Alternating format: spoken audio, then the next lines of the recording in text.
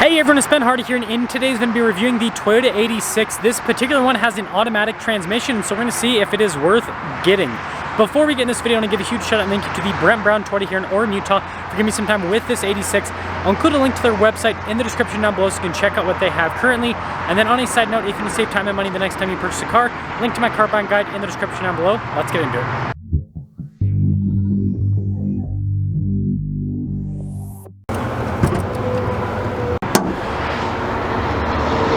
Powering this is a naturally aspirated 2.4 liter flat 4-cylinder that goes through a 6-speed automatic transmission. Power outputs are 228 horsepower and then 184 pound-feet of torque. Now before we go over the front end, I do want to mention if you want to see more videos just like this, then I recommend you subscribe because I post content every single day. So taking a look at the hood itself, you guys can see it's mostly flat there in the center, but then it's raised on either side, which I think looks cool. And then popping down below, I love the headlight design here with the 86. And you guys can see Toyota logo, you've got the GR logo down below. And then I like this piece here off to the side, that looks pretty cool. Putting it all together, it has that cool, sleek sports car design with the front end. Coming around the side here, our tire wheel setup is 215, 40, 18 in the front and over in the rear. And then you guys can see the wheel design with the metallic gray. I think that looks really sharp. Pretty muscular look here with the fender, and then you've got the GR logo here on the side with the venting. Notice the mirror cap is blacked out, and then I like this bodywork here at the bottom. And here is your full side view. Again, it has that cool sports car design. Now taking a look at the key fob, you guys can see the Toyota logo, which is the unlock function. You've got your lock function, and then you've got the opening for the trunk, and then GR there on the back with this little like key holder, pretty cool. Now popping into the cargo area, now this is a sports car, but it still has a decent sized trunk. I mean, this would be great for one person, maybe even two people. I mean, it looks like you'd fit a couple duffel bags back there. And this leads us right into the spoiler. Really cool with kind of like the ducktail appearance. And then I like the new design with the taillights. I've just got the GR86 badge there. And then look at the exhaust tips there at the bottom. Pretty aggressive looking. And putting it all together, let me know what you guys think about the looks, but I'm a big fan of how the GR86 looks. Now taking a look at the door panel here, you guys can see with the trim at the top and then also down below, nice padding. Windows are automatic, you got your mirror adjustments, and there's a quick look at the mirrors. Now we do have some backseat action back here, see what I did there, but they're more of like a storage shelf rather than a backseat. I mean, you guys can see with the seat there, I mean, legroom is very cramped, but at least the seats look nice. And this leads us to the front seat. You guys can see the inserts there, and then look at the bolstering on the side. The seat is manually adjustable, and then the pedals actually look really nice down below. Then you got stuff like the trunk release, and the steering wheel is also manually adjustable.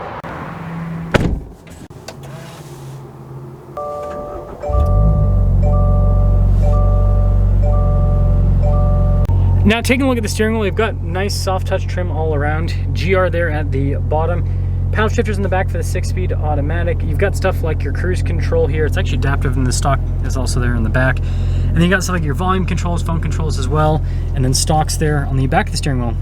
And then here is the gauge cluster. It has a really cool design overall in my opinion, and you know, RPMs front and center. That's definitely what you want to see when it comes to information. And then you also have like a sport mode that you can put it into. Notice how that kind of makes things a little more aggressive. And then there's also the track mode, which completely changes the gauge cluster look. Now in reverse, we do have a backup camera with trajectory lines that turn with the steering wheel. Resolution on it's pretty good. As for the rest of the infotainment system, definitely not as nice as the units in other Toyotas, if that makes sense. But I mean, I will say it gets the job done. It seems like it responds relatively well. It just kind of looks like an aftermarket unit though, to be honest. I do like this trim at the top of the dash, and also kind of like what they're doing with the texturing there, I guess. And then we do have a dual zone climate in here, which is interesting because it's such a small car. It doesn't really need it, but it's cool that it has it. And then the automatic shifter that they've kind of shaped in a way to make it look like it would be a manual transmission, even though it's not. Got your parking brake, and you guys can see stability control here, your sport mode, snow mode, track mode as well. And then you got heated seats with this little cup holder action. And then we have the center console cup holder thing here, which is quite interesting. Nice padding there on the top though, because it also doubles as an armrest. And then, yeah, pretty normal glove box. And then no center for anything up top.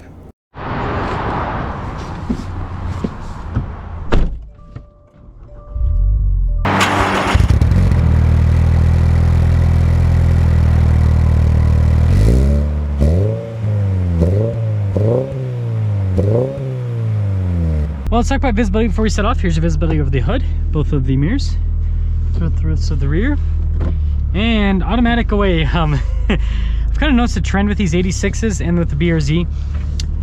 The automatics seem to sell a little bit slower when they're brand new, and it seems like they are traded in more often, and I'll talk about that in today's video, because like for example, I have yet to see a manual get traded in, and you know, whenever there's a new manual, they sell quick. That is for sure. But this new powertrain, I'm a big fan of it compared to the last powertrain. It's got a lot more torque, and even with this automatic, it feels solid. Again, this is a small car, you got to remember that, so you don't need a ton of power torque. And this moves it. Now the transmission's smooth, but it's not like sharp. Now I'll give it the benefit of the doubt though. Pop into sport mode and see if that makes the transmission feel a little bit sharper. Now this is a small car, but it's actually very comfortable. I just did a review on a Miata the other day. This is definitely more daily drivable than a Miata, and I think that's kind of the appeal for some people, is that this could be your sports car and your daily driver more so than a Miata, because again, you got the back seats for storage, bigger trunk, and it's a more comfortable ride. So just a more daily drivable car. It is heavier than the Miata, but it's not, I think it's like 400 pounds. It's not like a insane, I mean, it's a bit of weight, but it's not as much as you'd think. And you know, on top of that, it just feels very planted. So I think that's another big plus. Seats are pretty comfortable. These seats could actually accommodate for a larger individual too, so I think that's good. And I love the steering. It's got this nice weighted feel to it, but then it's also very direct too. So they've struck a really good balance. Let's actually pop into the track mode. Let's go all out. See how well this transmission can perform. So we're in manual mode now. Definitely not the most responsive automatic on the planet. It's got long gearing too. Weird.